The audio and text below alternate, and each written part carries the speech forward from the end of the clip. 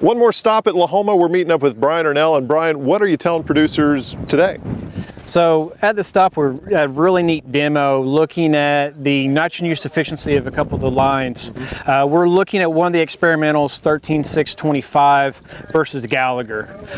The background story on this is for the last several years, been working with Dr. Carver down at Tipton on some evaluation of his lines under low nitrogen management.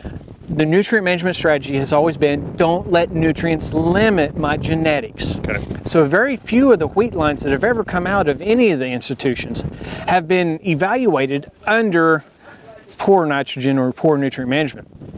And in this, he's really finding a lot of interesting things that are coming out. Lines that at Tipton with the low rainfall has done very well under drought and also managed to maintain baking and milling qualities.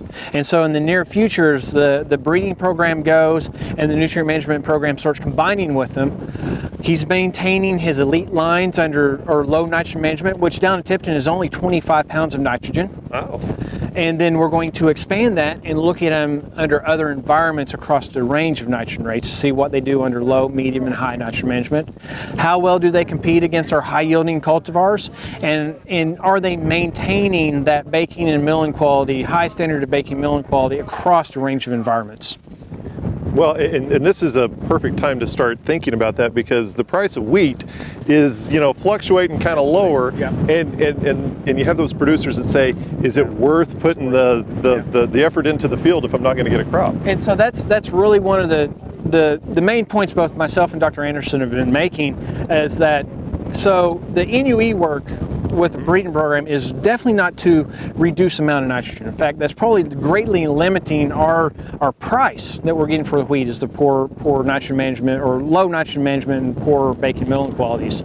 What this goes into is we can maybe find some genetics so that we can maintain this higher yielding potential and optimize the nitrogen. One of the lines that we have out here at 13625 will actually go on large scale next year for organic production.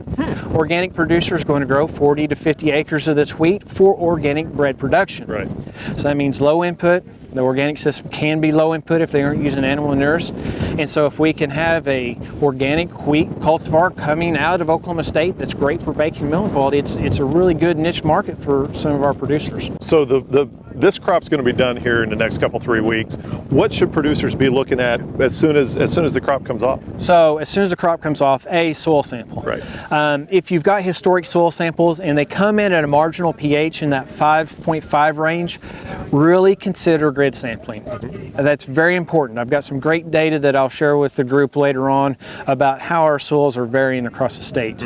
2, plan for enriched strips.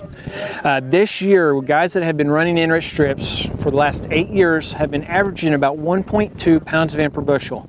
This year, because of our environment, it took 2 pounds of N per bushel.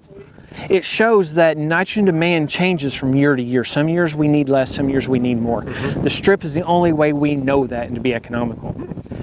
And lastly, let's start thinking outside the box. Last year I had a couple producers doing it.